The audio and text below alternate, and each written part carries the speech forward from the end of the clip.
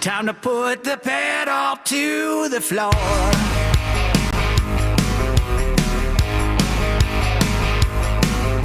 It's loud and live and local. Oh, time for open mic.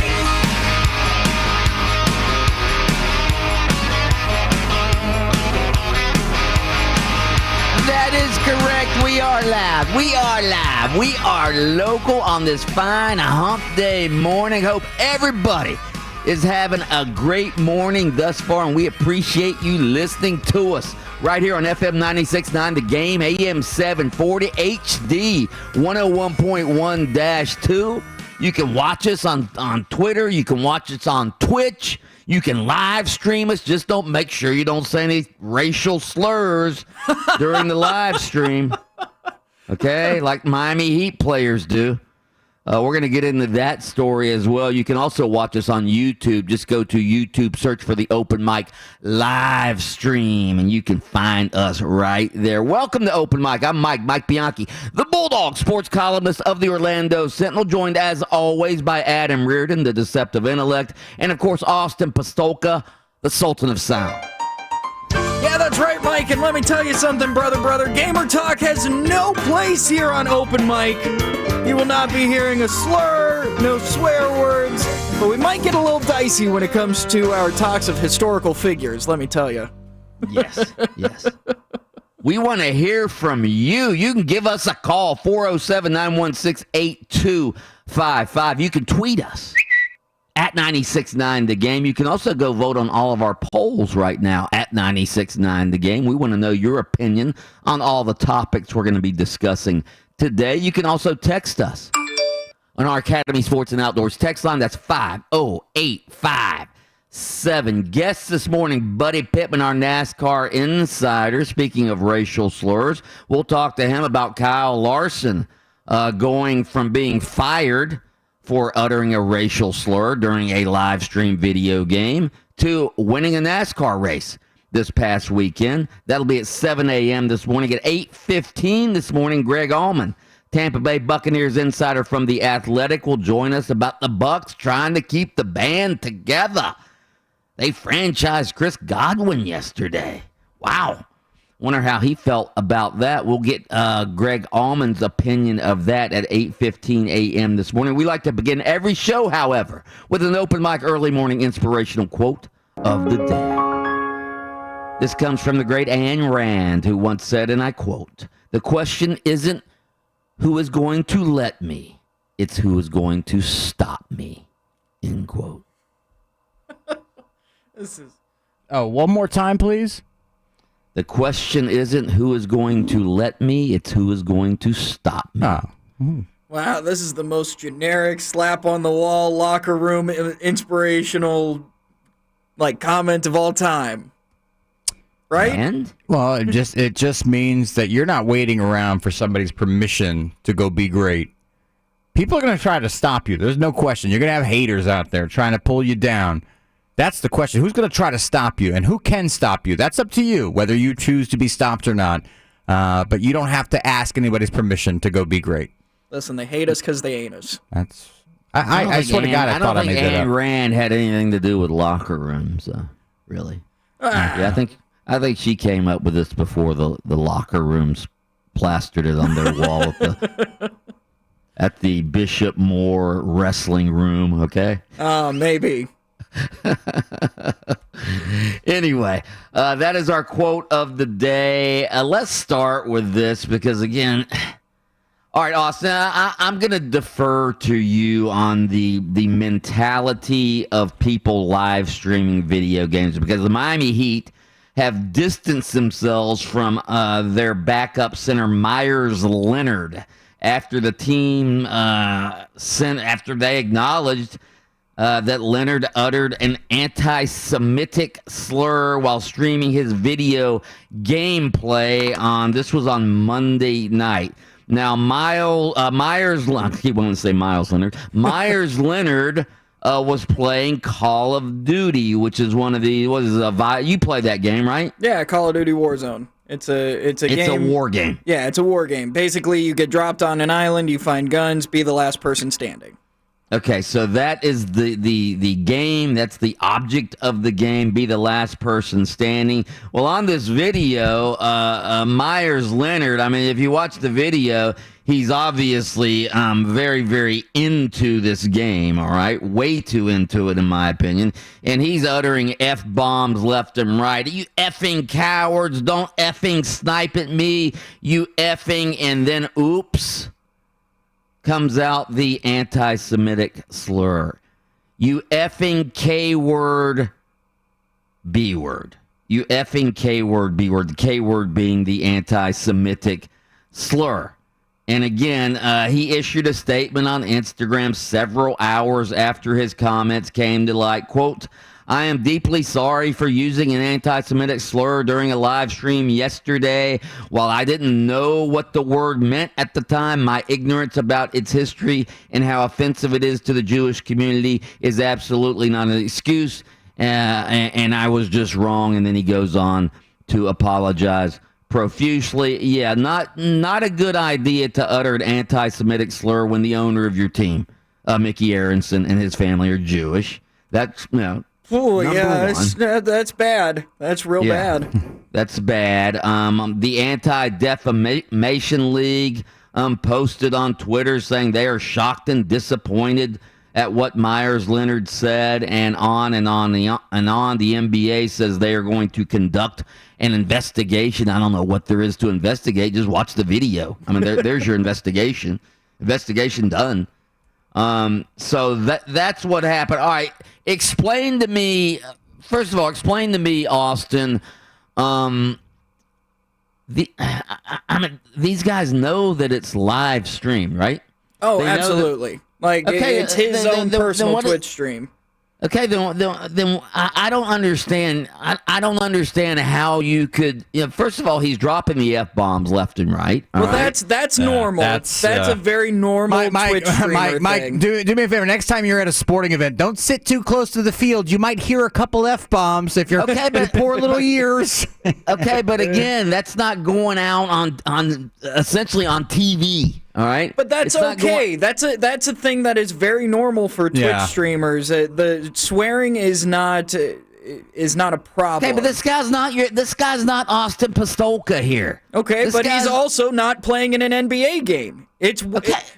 Mike, if you were live streaming on Twitch, you would be allowed to swear because of the platform you're on, you may swear more. If you're on Howard Stern, you might swear. No, I might drop a hell or a damn, but I'm not going to be I'm not going to be dropping F-bombs and calling people you effing B-words. But that's even if it's not a racial slur, I wouldn't be calling people you effing B-words. That's on fine. TV. You don't have to, but he can. Yeah, and the culture, and here's the disconnect is that, Mike's clearly, I'm not a gamer, but I know enough gamers to understand that the culture of gaming is, basically they all put on their headsets, they start yelling at each other back and forth, they're talking mad trash, a lot of F-bombs, a lot of B-words, very rarely a K-word, and we heard that from Myers Leonard.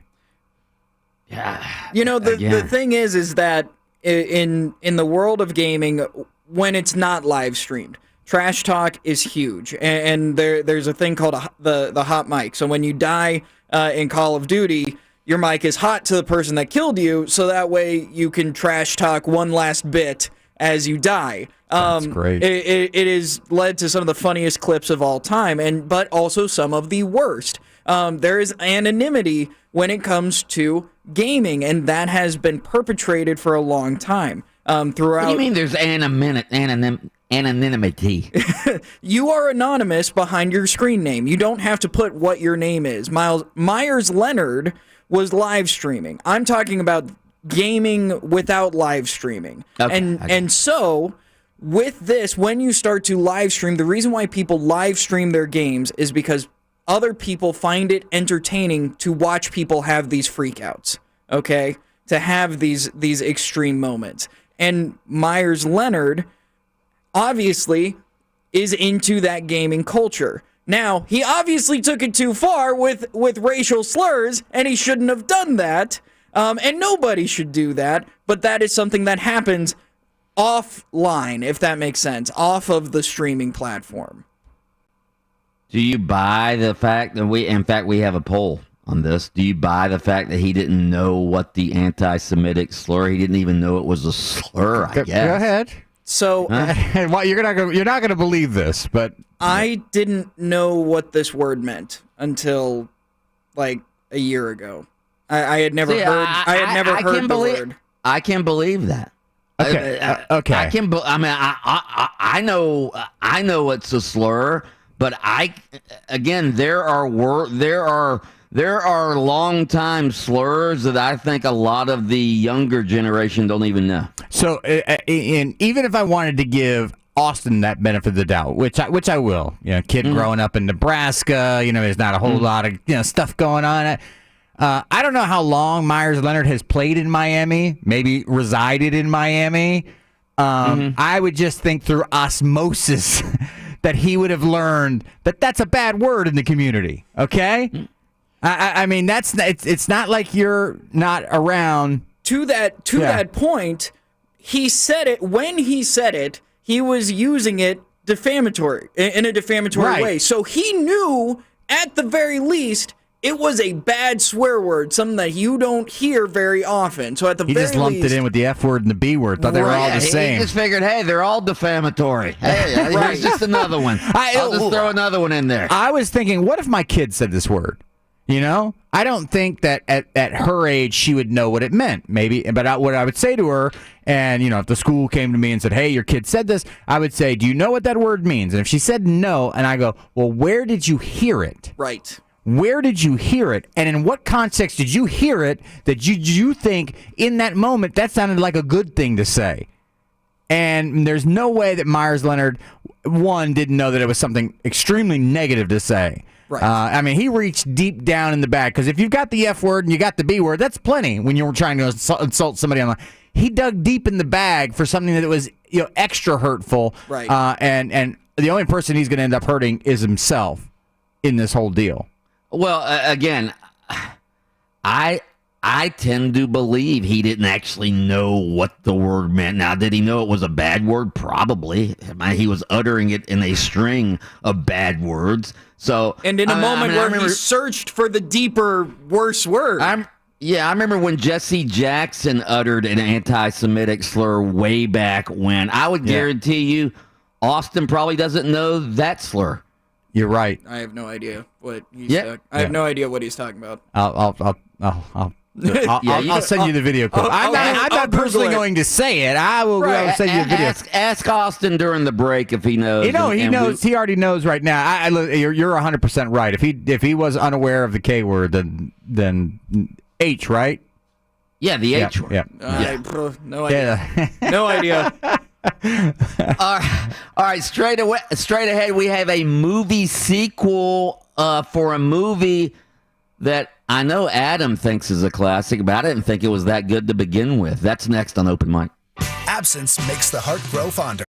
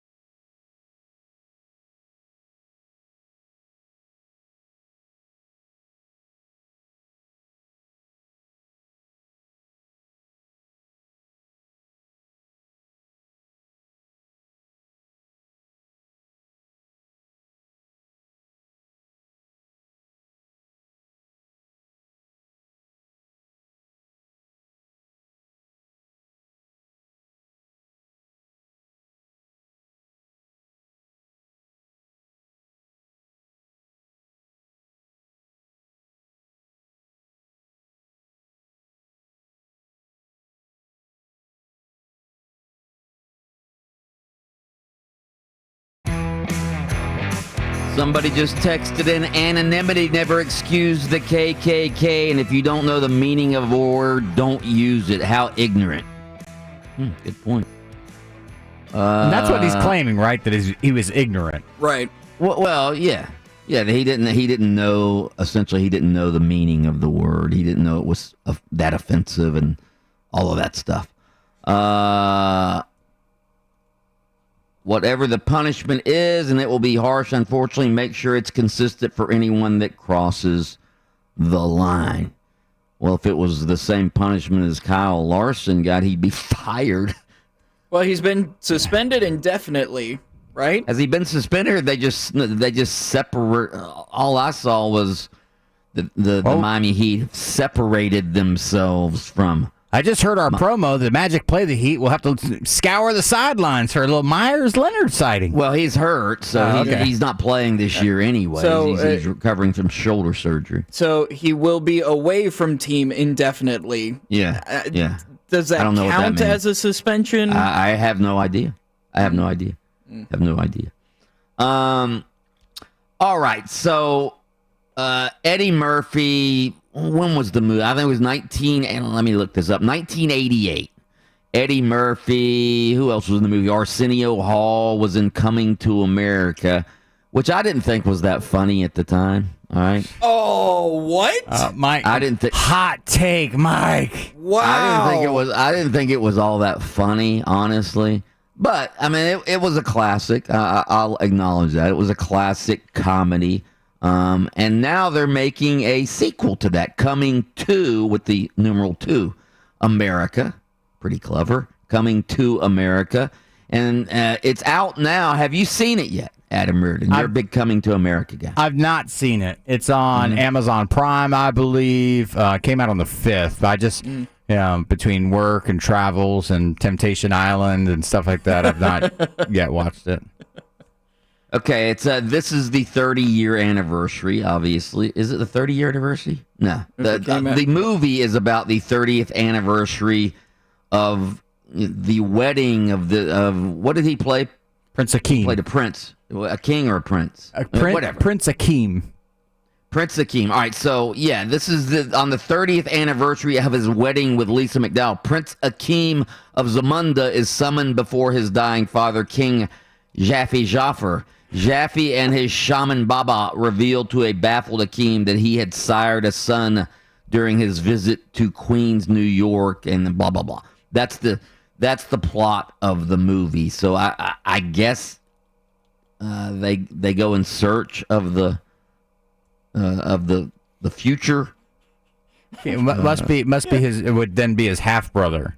Yeah, they go in search for his half brother, I guess. What did you find so funny about the original? The original. What are you laughing? The original is a fantastic movie. Oh yeah. And the skill and just the comedic just abilities of Eddie Murphy to play multiple characters in that movie.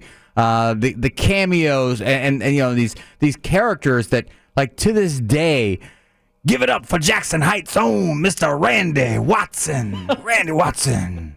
And all the people are like clapping. And he sings "The Greatest Love of All" by Whitney Houston. Oh my God! Like that, every scene, the barbershop scenes where Eddie Murphy's the old Jewish guy. Yeah. Eddie. Like, I remember watching the movie, and at the end, the credits roll, and I go, "He was the white guy?"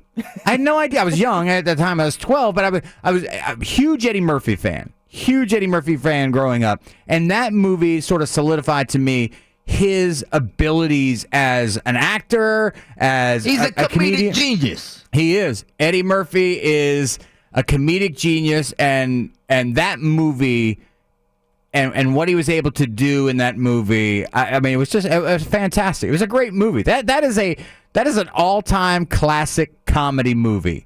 It's probably my generation's Blazing Saddles. Not that, I would recommend anybody watch Blazing Saddles now, because you'd find that totally politically incorrect. But, sort of like, kids my age would have looked at Blazing Saddles and go, I don't get it. It's not very funny. Mel Brooks isn't funny. Eddie Murphy delivers that sort of, to me, time. If you're being honest, timeless comedy. And to me, Coming to America, the original, would play today in my house. Okay. I would think. Right. Now we'll see what number 2 looks like. I mean, hopefully it doesn't.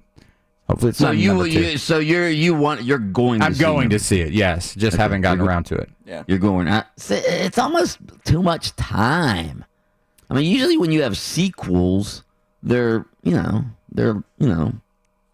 or 5 years later, not like 30 or 40 years later. Yeah, but at least they've built the storyline to say, hey, you've got a brother who's like 25 years old right now, or 30 years old, whatever it is, and they're obviously going to the well, right? Maybe, are they going to the well one too many times? We will find out. But the beautiful part about this, and Mark and I actually had a conversation about this earlier in the week, was that is that now the way that movies are done, where they're basically streamed live, you don't have to go to the theater, park the car, get the popcorn for $9, the soda for $142. Call me old-fashioned, but that's how I want to watch a movie. Yeah, well, that's because you don't have kids. Yeah, you're right. Yeah, the minute you have 2 or 3 kids, and then you're like, hold on, honey, I'm going to drop you and the kids off here so I can go pick up that extra shift at work so you can enjoy the film in this theater, then you won't feel that way. Yeah, I'll take out the second mortgage while you guys go to the movie. Yeah. Right? But now you can watch it in your home. I mean, if you've got Amazon Prime, which I would say that most people do, or a lot of people do, or will have in the future. Or you know someone who does. Or you know somebody who does. Wink, wink. All right, our spontaneous text question is this. All right, spontaneous text question of the day. Best and worst movie sequels. Best and worst movie sequels. Text those in to 50857. We will give you our opinions on this text question as the show progresses. Straight ahead, it's our thought-provoking daily poll question, and it's a good one today about Bryson DeChambeau. Is it fair to wonder if he's juicing? That's next on Open Mic. What does Mike Bianchi in the next commercial?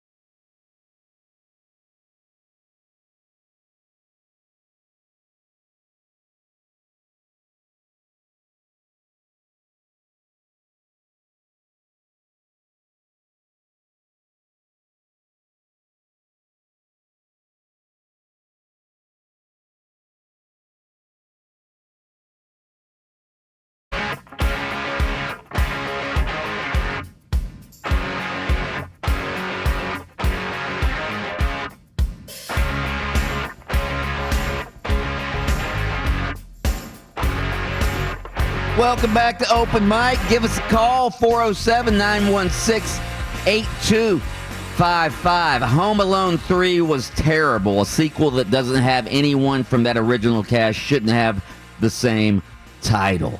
Best sequel, Godfather 2. That was a good one. Caddyshack 2 sucked. It did. The Jason Bourne collection, best of all time. One of the best. Are those sequels or are they just like they follow the storyline and all that stuff? I've not seen any of them. Yeah, it's the same guy. You find out more about him. It's good. The Bourne series. Yeah. Indiana Jones and the Last Crusade. Excellent. I agree. That's back when I used to actually watch movies. That was the third one, though. What was the one that people hated? Still a sequel. Indiana Jones, Raiders of the Lost Ark was first, then Indiana Jones, Temple of Doom was second. Temple of Doom was second, yeah. All right, so the PGA Tour at the Players' Championship this week, they have announced that in the interest of safety, volunteers and other personnel, safety of the volunteers and other personnel, it would be instituting an internal out-of-bounds area on the 18th hole of the TPC Sawgrass for this week's Players' Championship. This is now being called the Bryson Rule, the Bryson DeChambeau Rule.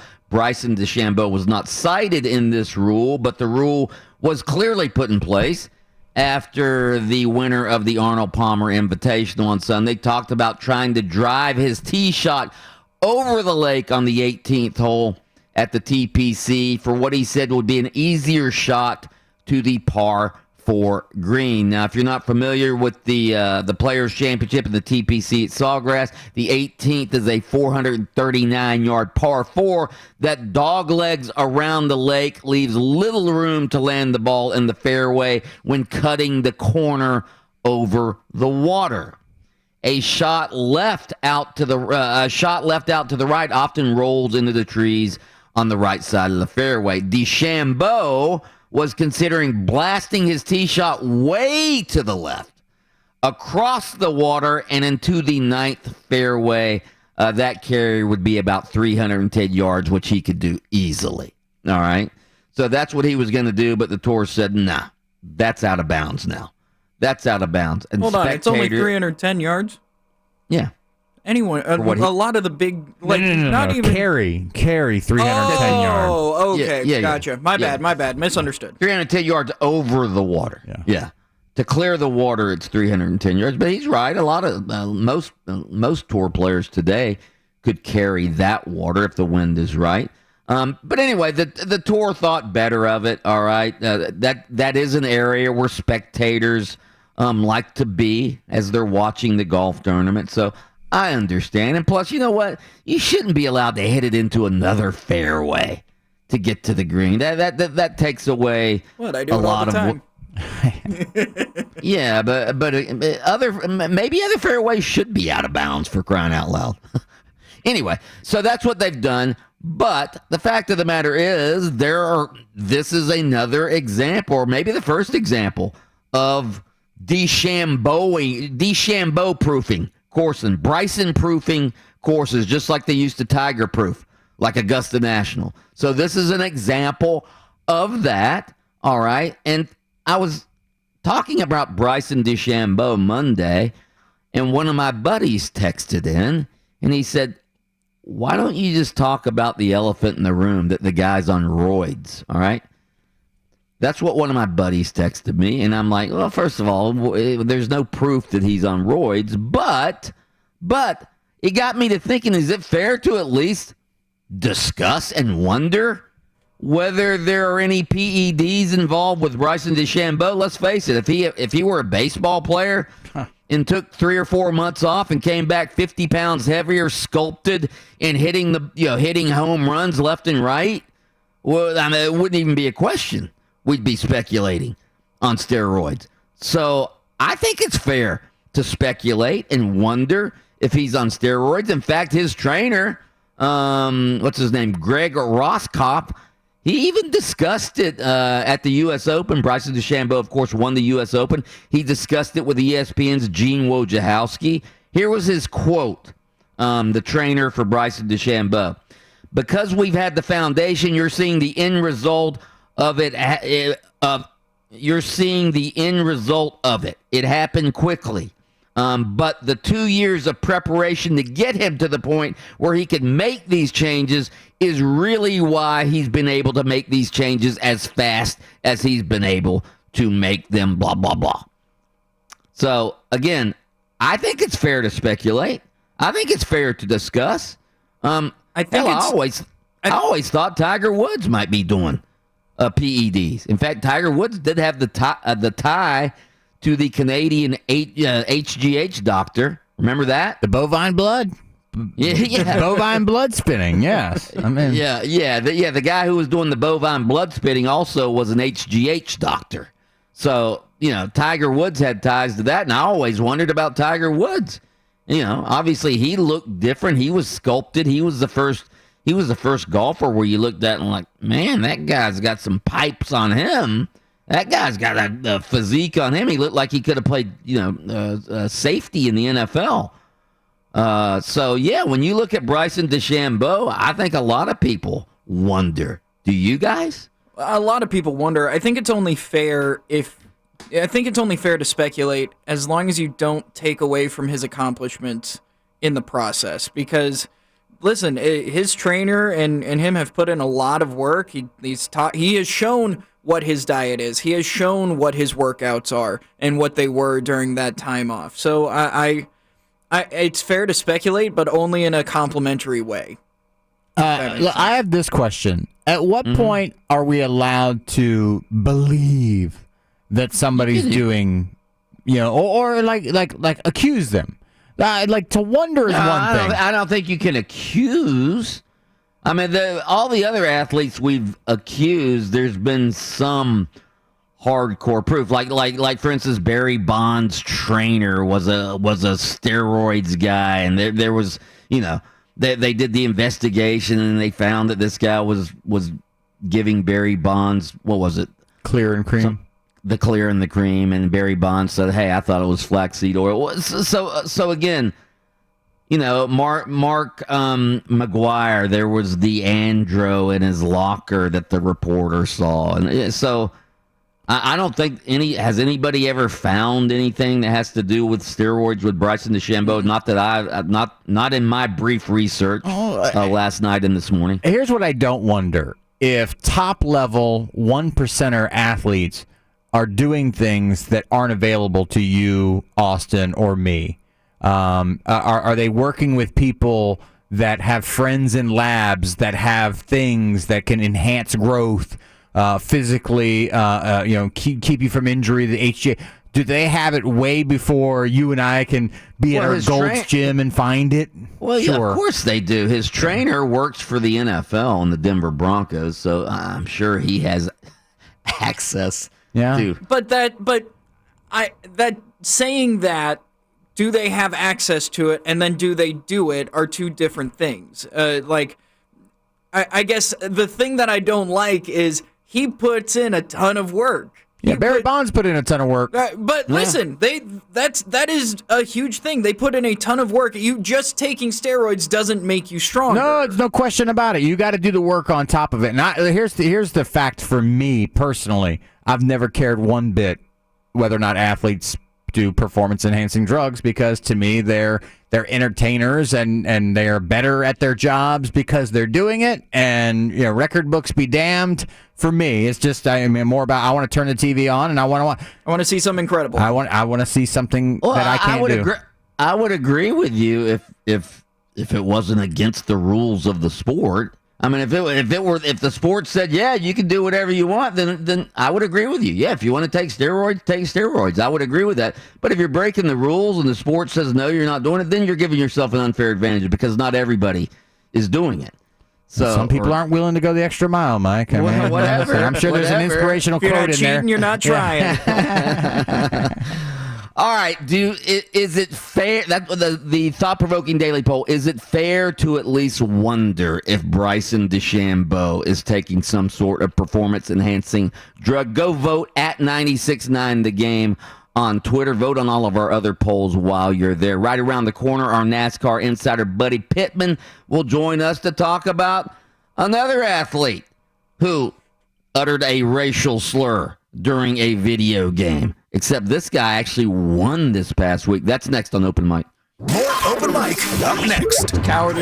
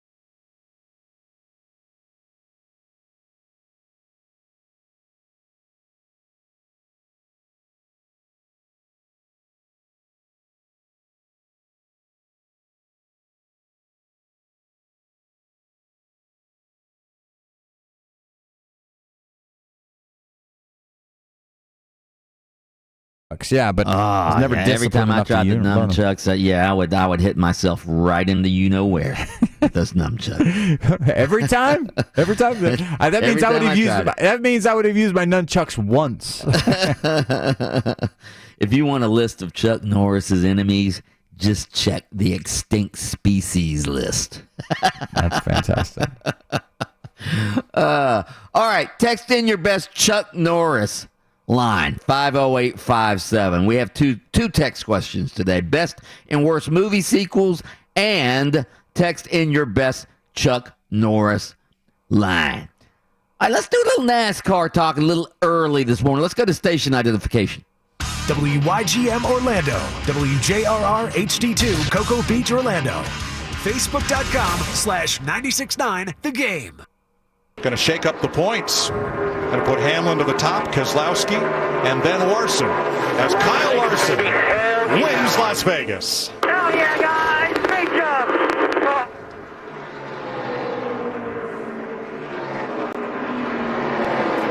Seventh career win for the 28-year-old from Elk Grove, California. Last one in October 2019 at Dover. My buddy. Nobody knows NASCAR like our buddy does. Hey there, buddy, chum, pal, friend, buddy, pal, chum, bud, friend, fella, brother, amigo, pal, buddy, friend, chummy, chum, pal. Here's Orlando sports TV legend, Buddy Pittman. Ow, Buddy Pittman. Kyle Larson goes from being fired last year for the racial slur to winning over the weekend in Vegas. Man, that is huge for him, isn't it? That is indeed huge for him, Mike. And I think this is one of those things where everybody knew when he got in the Hendrick equipment this year that it wasn't a fact of if he was going to win, but when he was going to win. But I think this is shocking to everybody. One, that he wins this quickly.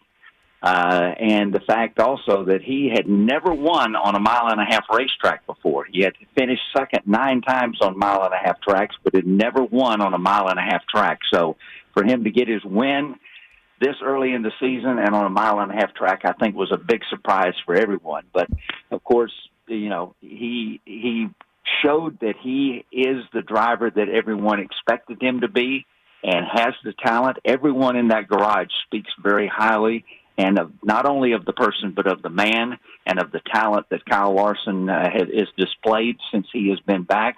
And so I think it's a popular win amongst everybody, but I think a little bit surprising that it came this soon, this fast with Cliff Daniels, because you remember that this is a brand new race team. This team that he has right now is the old Jimmy Johnson team. Cliff Daniels, the crew chief, all the guys on the crew are the ones that were with the 48 team when Jimmy Johnson retired last year. For these guys to come together this quickly without any practice at these tracks and only 4 races into the season, that means it's clicking pretty quick, and I think that's a surprise for everybody. All right, buddy. So after the race, while he was on the radio, Kyle Larson said, "Thanks, Mr. H, for believing in me," talking about Rick Hendrick, of course, the owner of the team. I'm curious, buddy, if Rick Hendrick and a guy with his reputation, did it take a guy like that to give Kyle Larson a chance to get back in racing? I think it did. You know, I think when you have someone who is as respected as Rick Hendrick is, and he is just known as a great guy and a great team owner. I mean, he's very much in control of that organization. I mean, you go back to the old milk and cookie stories with Chad Knaus and Jimmy Johnson. I mean, when they were bickering and arguing in the early part of his career, he called those 2 guys into his office and sat them down, and there was a plate of milk and cookies sitting on his desk. And he says, "Okay, if you guys are going to act like kids, then I'm going to treat you like kids." He knows how to bring people together. And after that, Jimmy Johnson and Chad Knaus started getting along and went on to 7 championships. So he is just a great guy that everyone in NASCAR respects and everyone in the garage likes. And I think that was a symbol to the rest of not only just to the racing community, but to everyone, that if this guy believes in Kyle Larson and believes that he has changed and is the man that everyone expects him to be, then we're going to give him a second chance because Rick Hendrick believes in it. Second part of this question, buddy. All right, so Rick Hendrick gave Kyle Larson a second chance. We all know that athletes get second chances and third chances and fourth chances sometimes based on how good they are. If Kyle Larson were a middle-of-the-pack driver, he wouldn't be back, would he? He wouldn't be back, and he certainly wouldn't be back with a Hendrick organization, the one as strong as that. But, I mean, you look at Kyle Larson's career. I mean, he's a winner in everything he races. He was the Rookie of the Year in 2013 in the Xfinity Series, Rookie of the Year in the Cup Series in 2014. He races on dirt. He won the Chili Bowl in 2020 and 2021. He won the Rolex 24 back in 2015 driving with a Ganassi team. So everything he gets in, he's a winner. And he's proven that he can drive any type of race car under any condition and has that talent. And it certainly, if he didn't have that talent and that potential, he would not have gotten a second chance this quickly. Maybe have gotten one down the road, but it certainly would have been this fast and with an organization like Hendrick. Pretty classy that Bubba Wallace, NASCAR's only black full-time driver, was one of the first guys to congratulate Larson in victory lane, huh? I think so, and I think a lot of guys were. I mean, you even heard it. I mean, Brad Keselowski finished second, and even he was happy for Kyle Larson. He said, if it hadn't been for Larson leading 103 laps, he said, we would have been the dominant car on the day. But he said it was just the fact that Larson was dialed in. They had a fast race car, and I think everybody in the garage was happy to see this guy get back to victory lane. And keep in mind, Mike, it was a very special win for the Hendrick organization. One, because it was the 5 car. That was the number of the first car that Rick Hendrick had when he started All-Star Racing back in 1984. It was the 5 car. It was the 5 car that he got his first win with Jeffrey Bodine that same year. It's the first car that his son Ricky Hendrick drove, was the number 5 when Ricky Hendrick, and this paint scheme that they had on the paint car this weekend was the exact same paint scheme that Ricky Hendrick won with at Kansas back in 2001. So it was an outstanding weekend. All the stars aligned and everything seemed to fall into place for this one this weekend. And one other interesting note, we've talked about how history repeats itself and how things tie together. The last time that Jimmy Johnson won a race was back at Dover in 2017. That was the guy who finished second in that race was Kyle Larson. Oh, wow. And one of the team engineers on that Jimmy Johnson team was Cliff Daniels, who is now Kyle Larson's crew chief, as they come together and they come back and get their first win together here. So a lot of all this stuff, as we talked about, it's that 6 degrees from Kevin Bacon kind of thing. It all seems to tie together, and everybody seems to fit and run into somebody at some other place down the road. Buddy Pittman, our NASCAR insider, joins us every Wednesday right here on Open Mic. Buddy, last thing about Kyle Larson.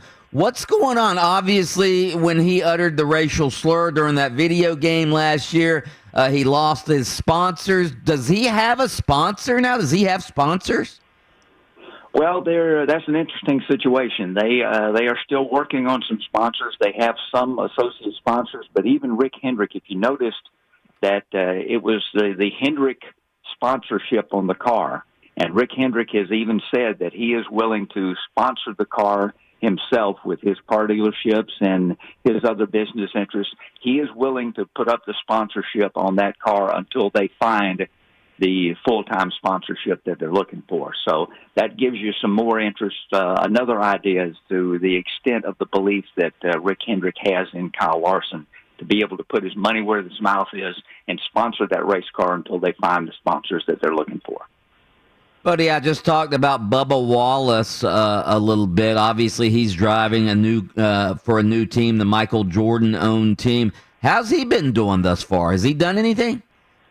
No, he hasn't, and that has to be a troubling sign. I mean, I understand it's a new race team. They got to go through growing pains and all of that sort of stuff, so you can expect some of that. But when you look at Bubba so far this year, he's had a 17th at Daytona, a 26th on the road course at Daytona, 22nd at Homestead, and 28 at Las Vegas.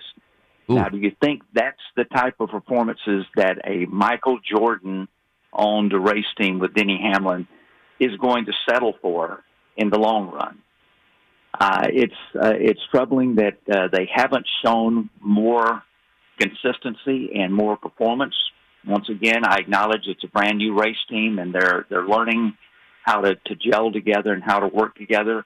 But so far, this has to be a troubling sign, I think, so far for Bubba Wallace, because when you're in good equipment like they've got now, because they're an offshoot of Joe Gibbs' team, they're a satellite team, so they're getting the same equipment that the Denny Hamlins are getting and the Martin Truexes are getting and the Kyle Busches, all the same stuff that's coming from Joe Gibbs Racing. He's in good equipment now, and if he can't start showing some performance in that good equipment, then that's going to be a sign that somewhere down the road that Bubba Wallace there may has to be a change in that driving situation, because he's not. You just know that Michael Jordan and them are not going to put up with that kind of poor performances for an extended period of time. Buddy, I was reading a story a couple days ago. I wanted to ask you about, like, these racers, all right? Are all of these, like, I'm talking about the top of the heap, the Denny Hamlin type racers, are all these guys, like, they're multi-millionaires, right? Do they make millions of dollars a year? How much do the top racers make in a year? Well, that depends, Mike. Everybody has their own contract negotiated. Everybody gets paid a base salary for driving, and then that depends on how good you are. I mean, you had the Dale Earnhardt Juniors who were getting about $8 million a year to drive for a race team. But then you have, it just depends on how good you are and how popular you are as to what that base salary is going to be. Then you get negotiated a percentage of the winnings for that race team for the year. You get a percentage of the souvenir sales and concession sales of hats and jackets and that sort of thing. But, of course, each one of those percentages is negotiated depending on how popular the driver is and who he is. So, yeah, these guys make millions of dollars a year driving these race cars. And, some of them, like, I think he estimated the last year that Dale Jr. drive, he made about $35 to $40 million between what he made driving, what he made doing commercials, what he made off concessions, and all of those things rolled in together. So it could be very lucrative for these guys if they're good performers and they're very popular guys. So, yeah, they make good money, but at the same time, they got to get out there and perform on the track, or that's not going to last if they don't keep it going. Buddy, what do we have this week? Well, coming up this week, Mike, we're heading to the mile track at Phoenix, another West Coast swing here. And interestingly here, Kevin Harvick has 9 wins at Phoenix, so everyone would expect him to be the guy to beat when they go out there this weekend. But keep in mind that 8 of those 9 wins that he had came when he was driving for Childress. Only one of them has come since he's been driving for Stewart-Haas, and that came in 2018. And the odds makers in Vegas this weekend have actually picked Chase Elliott as the guy to beat to go out and win this race at Phoenix at 5-1 odds. Kevin Harvick is at 6-1 odds this week. So I think they think that Chase Elliott, if he's had a tough start to the season, had some rough breaks and not got the performance.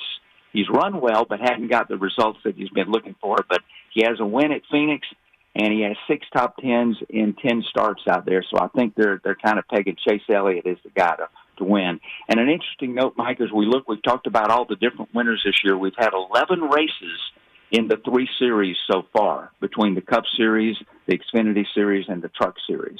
And in those 11 races, we've had 10 different winners.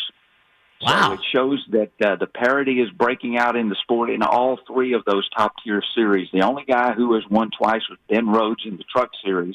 He won the first race at Daytona and then the road course race at Daytona.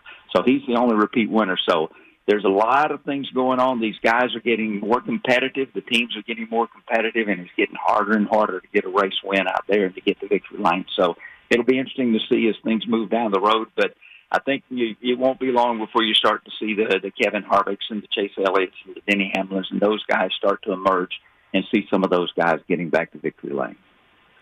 Buddy Pittman, nobody knows more NASCAR, and nobody talks about it as entertaining and interestingly as you do, my man. Thank you so much for joining us. Mike, you're way too kind. I have a great week. Thanks. Have a good time, and I enjoy talking to you every week. Buddy Pittman, the legend.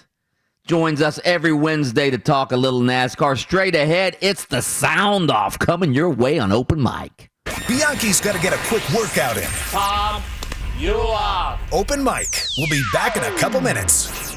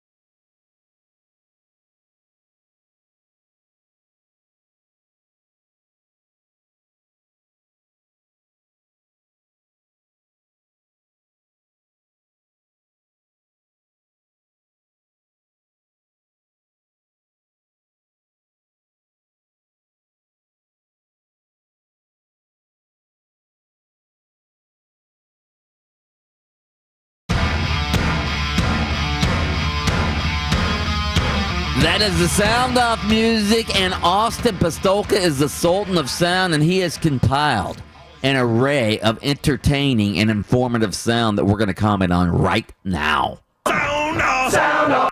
Well, I saw the impact of the decision and the distraction it caused, and the most important part of organization is and always will be our players. And I just, we both felt, we all felt, and when I say both, Trent, myself, and then Chris Doyle felt it was best that this team didn't need to. Everything's going too well. We hired an excellent staff.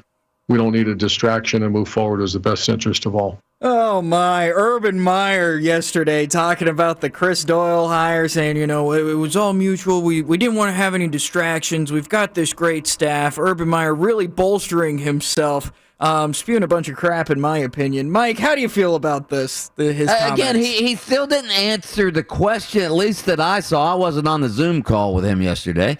He still didn't answer the question, like, you didn't know this was going to be a distraction? Why did you hire him? Why did you hire him? If you didn't want the distraction, why did you hire him in the first place? Because, again, everybody knew from the moment he announced that hiring that it was going to be a distraction. So, again, Urban Meyer, he's still not taking ownership of the fact that he screwed up. He screwed up. And again, he just admit, you know what? At least say, when I made the hire, I didn't, I didn't think it would be that. Say something to admit that you screwed up. But he did it. He did it. Sound off.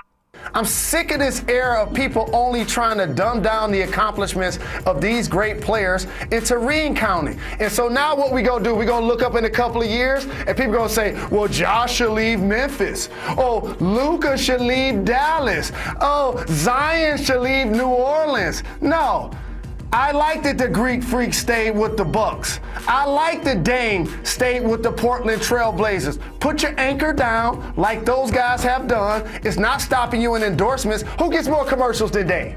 Does anybody get more commercials than Dame? It ain't because he's in a large market. It's because he's a great player. They'll find you. He went to a small college. They'll find you if you're a great player. Stop media members trying to make players like Bradley Beal think that their career is meaningless because the Washington Wizards won't win the championship this year. Jalen Rose real heated about the idea Bravo. I saved this one specifically for Adam because I knew Mike's reaction would be, yeah, hell yeah. Adam, you're not necessarily in the same boat. How do you feel about it? No, I see both sides of the fence. If you're one of those guys that wants to be extremely loyal and play for the money, say, listen, I can get the biggest contracts here. I can sign the Supermax here. I can, start my career, end my career here, be beloved in this city, be beloved in this town. As he mentioned, Dame Lillard still makes a lot of money in endorsements, so it's not about the large market. Then do that. You do you. But if you're one of those guys who at some point in your life says, I want to compete for a championship. I want to play for a team that has, pieces around it that can lead me to a title, to cut down the nets, if you will, to hoist that Larry O'Brien trophy, then you can do that too. I'm not against either or. I mean, to me, it's a preference, and there's going to be players that decide to stick it out in a career for a crappy team that's going to be stuck there forever and never sniff a title. And then there's guys that are going to go, listen, how much more money do I need? I'm going to go ahead and take less money, and I'm going to join these other superstars, and I'm going to try to win a title. That's okay too. Sound off. I hope everybody's doing well. Appreciate y'all being here. Looking forward to seeing the crew up in the baseball stands here shortly. But I'm glad we could adjust. Just working through the different protocols, and glad that you guys can be able to make it out. You definitely been missing you. That's Mike Norvell, head coach of Florida State, talking about the media members. They're able to go to spring practice in person, not just over Zoom calls. This was an in-person press conference. Mike, as you have started to go back to press conferences and as things have started to get back to normal, how do you feel about all of this? Again, I love Mike Norvell. during the pandemic, even though his team was bad, there was some controversy with his team last year, obviously, with some players speaking out against him. Mike Norvell has become the most accessible coach in the state of Florida. It was almost every day last year he made himself available to the media. Even when there was controversy, he took the questions. He answered the questions, not like some other coaches in this state, okay? Josh Heupel, when he was at UCF last year, one of the most least accessible coaches. And I realize, and again, Mike Norvell's being smart. He knows the media is a liaison to the fans. Florida State obviously trying to get their fan base back. So it's a smart move on his part. But good for Mike Norvell for making himself accessible, making the program accessible. That's how Bobby Bowden and Howard Snellenberger got built up Miami and Florida State, because they were more accessible than Florida at the time. Sound off. I think after the first year or second year, nobody doesn't have some sort of pain or some sort of agony associated with an injury that's just not going to heal. So I'm not a big load management promoter, because so many guys did play hurt and felt as though, hey, if I sat down, somebody was going to come and take my job. That's NBA Hall of Famer Julius Erving talking about load management and how, hey, when I was playing, everyone was hurt, and the next guy up was going to take my spot. Adam Reardon, how do you feel about the next man up mentality? Someone's going to take my spot. Is there validity to it these days? In the NBA? Yeah. Like, you think Kawhi Leonard's sitting at the house right now, put his feet up, going, I'm going to load manage tonight. Boy, I hope somebody doesn't take my starting spot. No. Listen, whenever you start a conversation with back in my day, it means that your argument is going to be irrelevant. Okay? Because it's not your day. It's not your time. This is not the same NBA. This is not the same business. They're not dealing with the same athletes. It's too bad that it's not. Well, get up and go to work. That's what they did back in my day. Ratings, revenue, all that kind of stuff up astronomically from the point where players came in even broken down, trying to hobble up and down the court. No. I don't think it's too bad. I think it's too good that things progress and evolve. You haven't checked the NBA ratings lately. They're certainly not up. I'll say this, that the NBA Finals will be played live, okay, on television. Back in Dr. J's day, tape delay. Good point. Yeah. Sound off. That's sound off for today. All right, straight ahead. What do we want to talk about? Actually, I have a topic you guys are going to like. That'll be next on Open Mic. Whether you're drinking your morning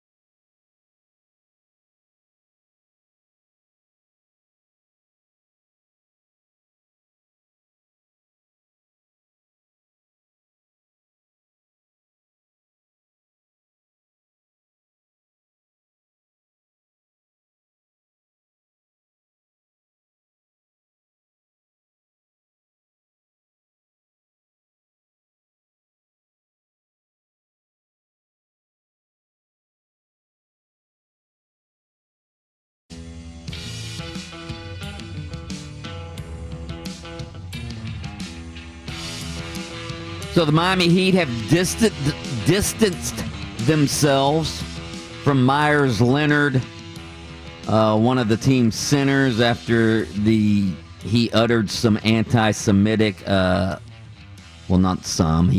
uttered one anti-Semitic slur during a profane streaming of live video game playing on Monday night.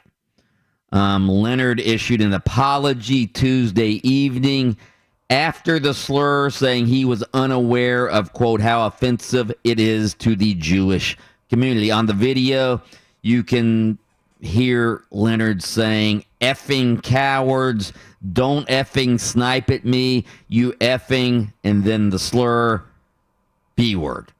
Effing K-word, B-word. And he said, I'm deeply sorry for using an anti-Semitic slur during a live stream yesterday.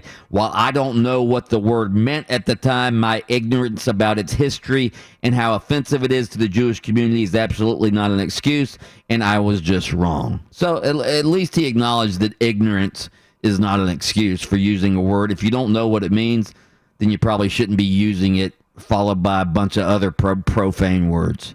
I don't know. So, it is interesting that he goes, man, I was ignorant about it, but that's no excuse. But I am going to say that I was ignorant about it. In case you want to use it as an excuse, just, here's that for you. I always go back to the way you guys talk to each other on these video games, like you're playing like one of these wartime games, and you're yelling at come on, you cowards, like you're actually at war. Do you actually think? Again, Austin, you play this game that Mr. Leonard was playing, this Call of Duty. Do you actually get in the mentality like you are actually at war? Not actually at war, but, the same way that, well, I mean... Oh, my God, I thought it was a bullet. My wife just threw the remote to me. Oh, God. I mean, you've talked trash before. You've been in situations where you're competing against other people and you start yelling trash, and that it's that same way. It's a game, So I've never played video games.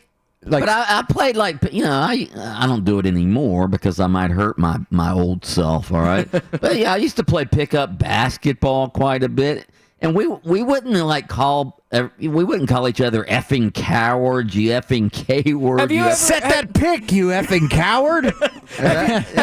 We never did that. But it's more like most of the time you're just in a party with your friends, okay? And so I know that with my group of gaming friends.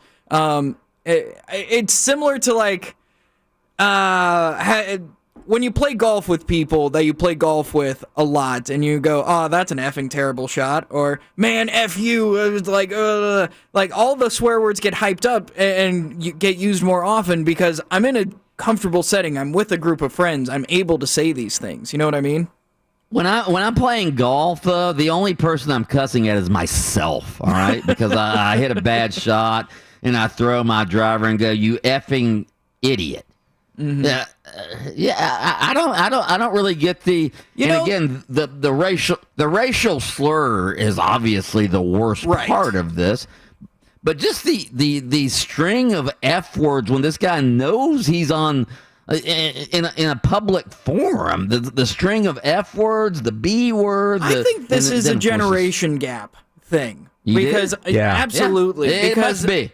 Yeah, because when it comes to swearing, I don't have a problem hearing it just about anywhere. You can be in the grocery store and say, "Oh, S, I don't have this. Oh, F, I forgot this. Let me go grab it real quick." It doesn't bother me. It bothers me, I got into a verbal confrontation, my old neighborhood, all right? When my daughters were, still young, all right? And there was a basketball court in the neighborhood, and there were teenagers there playing basketball, and they were cussing left and right, and it was right by the little playground area, and they're cussing left and right, using the F word, using all these other words. So I went up to them and said, "Listen, guys, you've got kids here, so clean up your language." And they were bowing up, and I said, "Oh, you want me to go get the maintenance guy to get you guys off the court?" So yeah, maybe it is a. Maybe it is. What's the male Karen? Oh my gosh, what is male Karen? So here and I appreciate what Mike's trying to do, protect his daughters from the verbiage. But what I learned is, hey, listen, Mike, when you're not standing there, when you're somewhere else, they're going to hear those words. You got to just teach them that. Look, and here was my rule with my kids. There's going to be a million words you hear. You better learn quickly which ones you can repeat. Otherwise, you're going to be in big, big trouble. I don't. Again, that's a good rule, but I'm not out there trying to parent somebody else's kid. Well, I think somebody needs to parent other people's kids. I parents think need to parent their own kids. Yeah. Well. Again, those parents aren't there, and that's a public space right there. And I don't think you should be yelling the F word when again you wouldn't do. Would you do that in a store? I mean, would those kids? Probably. I guess these days maybe you would. Probably. I guess these days maybe you would. Again, Myers Leonard. All right, he's in a public forum, uttering these F words and uttering the racial slurs. Let's take the racial slur out of it. We acknowledge that's awful. Absolutely. All right? I just don't think somebody like I'm trying to think. I don't think like a Steph Curry or LeBron. I don't think they're going to be on social media with a string of I don't know, profanity. Well, I've not watched LeBron's show. I've not watched that barbershop show. Does he swears, profanity on that? Yeah, there's tons. I think again, from it, and I've had to bleep it. Again, I think what you mentioned, Austin, is true. Is that the F word, which is like probably parent public enemy number one for their kids as far as today isn't as big a deal because think about it. Kids today grow up with music that have it in every other word. Where Mike, you grew up and like if you ever heard that word, it was like, right. Oh my gosh! I would highly recommend. There's a series on Netflix called The History of Swear Words, and I've seen it. It is fantastic, and they talk about how right now I can say "damn" on the radio. Okay, I can say that. I don't give a damn. At one point. You couldn't even say it in movies. And so right now the F word is in that transitional period where right now the older generation thinks it's a really big problem word and the younger generation doesn't see it as big of one, and eventually I might be able to say the F word on the radio. Not today, buddy. Yeah. But anyway, back to Myers Leonard. All right, back to him saying he wasn't aware that this was a slur to the Jewish community. All right, I actually believe him. I mean, Austin said he didn't even know what the word meant until when, like a year ago. Yeah, I was on this station doing a show with Bull, and someone texted in saying, "Oh man, you used this word," and he had misheard it. Obviously, neither one of us had said this word. But I was like, I don't know what that word is, and Bull had to explain it to me, like why it was so awful. So I didn't know about it until I'm 26 years old. Hadn't heard it until I was 25. Here's one for you. Here's one for you. Hold on, I gotta hit the dump button soon. Here's one for you. No. So I wrote a column the other day. All right. And I had at the OrlandoSentinel.com. Cheap plug. Yeah, you could probably still find it. But anyway, it was a notes column, and in the notes column, I had made reference to a native Native Alaskans. What would you call them? Oh, I've actually heard you discuss this. Eskimos. Yeah. Yeah, you can't. You can't use that anymore. And I had used it in a column, and my editor called me up and go, "You can't say that. You can't use that anymore. That's considered a slur," which I didn't know. And so again, that's another example of a word that you can't use now. Now, I don't think the word that Myers Leonard used you could ever use. Right, that's the difference. At one point, like Eskimo was it wasn't a slur. It's like saying Indian. for Native Americans, where at one point it wasn't a slur, it was a title. Whereas the word that Myers-Leonard used has never been okay, has always been used as a defamatory, derogatory language. Do you know why Eskimo is now considered offensive? Why?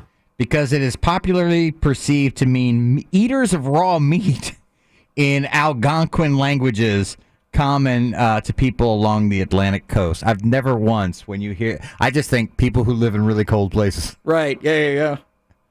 There are people on a carnivore.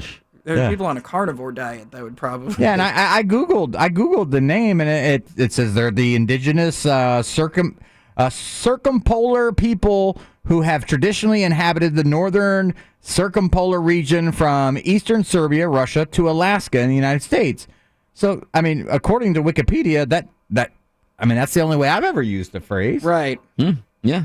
I don't know. Anyway, my editor said I can't use it, so it got cut out of my column. Listen, Mike, and I'm glad. Mike, we're a newspaper. We can't be alienating anybody at this point.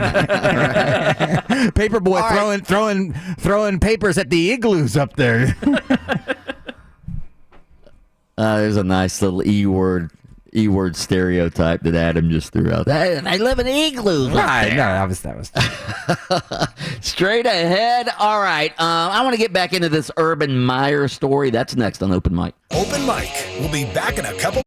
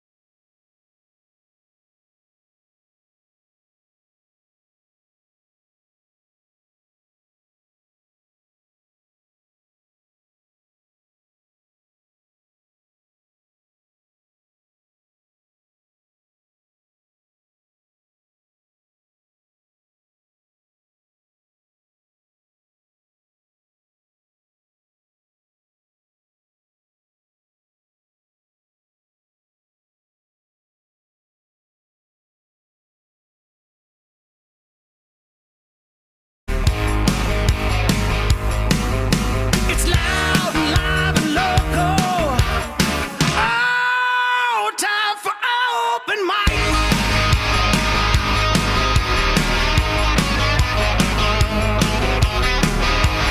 Welcome back to Open Mic. I'm Mike Bianchi, the Bulldog sports columnist of the Orlando Sentinel, joined as always by Adam Reardon, the deceptive intellect, and Austin Pistolka, the sultan of sound. Yeah. Together we are Open Mic, the troika of sports talk radio excellence in the megalopolis we know as Central Florida. Give us a call, 407-916-8255. You can tweet us at 96.9 The Game. You can also text us in our Academy Sports and Outdoors text line 50857. We were just talking about the Miami Heat's center who has been separated from the team now, whatever that means. Myers Leonard, after he went on, he was probably, what was he live streaming on, Austin? Was it Twitch? Yeah, he was on Twitch. He was on Twitch, and he was playing a video game called Call of Duty, and he uttered an anti-Semitic slur, all right? And he said he didn't know what that slur was. He didn't know the origins or how bad it was, but it's bad when your owner is Jewish, all right? So Absolutely. You that compounded the issue that his owner is Jewish. Also, and Mike, real quick, if anyone wants to hear the actual clip, we have it on our website, 969thegame.com, in the open mic section. It is labeled NSFW, so that way you know what you're getting into, but it is unedited. You are able to see it and hear it right there. By the way, so Austin has also posted the video.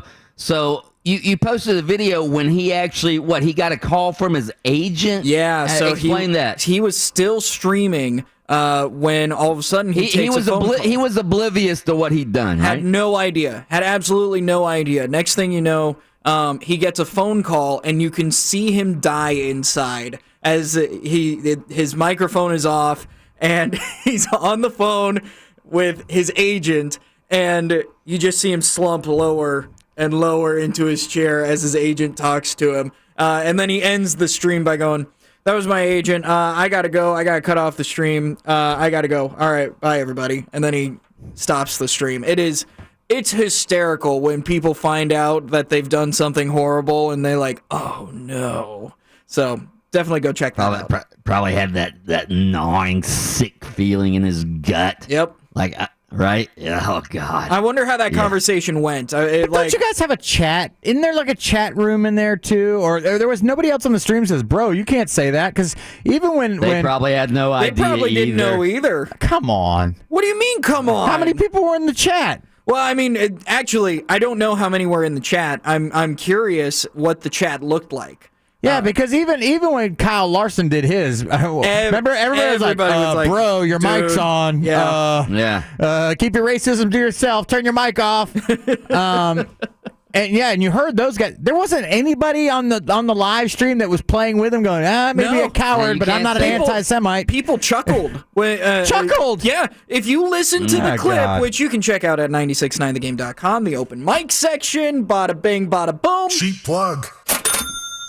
Definitely go check it out and see how weird of a clip it is. Wow. Yeah, that is amazing. Okay, so Leonard didn't know, right? Well, that's what he says. That's what he says. Okay, he didn't know, but not only didn't he know, I believe he didn't know because, again, go watch the video. He has no idea. It's not like something slipped out. He had no idea what the word even meant or what is he probably heard it from another gamer at some point. Probably, yeah, and just knew it was. Hey, I know how to get under the skin. He knew it was insulting. He just didn't know who it was insulting to, right. and just recycled somebody's insults. Yeah, but what Adam just said is pretty amazing. That nobody on the chat told him, "Dude, you can't say that." Yeah, well, somebody must have told somebody because it wasn't that long before his agent was like, "Bro, I just got a couple of text messages saying that you said this." You know who your boss is? Yeah. or maybe this is what happened. Maybe, and again, I have no idea how these gaming streams work, but I'm assuming a bunch of his buddies and friends are streaming with him. Yeah, like 3 or 4 at least. Yeah, because maybe it was Warzone. So well, he's famous though. Yeah, so, but he's streaming live on Twitch, so people are watching. Other people that don't know him are watching. People that like watch this show. You know, Mike, you and I may not know them, but they have the access to watch the show. And at some point, somebody in the stream and or somebody in the text chat would say, "Hey, bro, you can't say that. That's." Right. Anti-Semitic. And depending on how many people were watching, that chat probably went boom. I wonder, and I wonder if it's true what you guys are saying, that people don't even know what that means anymore. Yeah. No, I think there are a lot of young people who don't know what some words or slurs or have never even heard them. You know, again. Well, wasn't that? I mean, throwing this back, like there's one about Italians By the way, that I had no idea. This tweet from Kyle Larson, I didn't know what that meant either. You've never heard the Italian? The W one. I didn't know what that one was. I didn't know that was a slur until this show. Until I had started on the show. Because I told you, right? Absolutely. Yeah. When I was in high school, because I'm Italian, people would call me that, and again, it didn't bother me, but yeah, people would call me that, and I'm like, yeah, I just laugh it off, like, okay, whatever. Yeah. Anyway, people don't know. People don't know these things. What a nice little insulated bubble the state of Nebraska is. There is no racism in Nebraska. Yeah. It's hard to be racist when you don't know any other races. When there are no other races. Everybody's a person in Nebraska. Dude, Nebraska is a lot like the movie The Village and stuff. I mean, it's just you folks living there. And then when you cross the interstate, you're like, wait, whoa, what? This whole world out here? There's a whole new world out here? What is this? What, not everybody's big corn-fed white guy?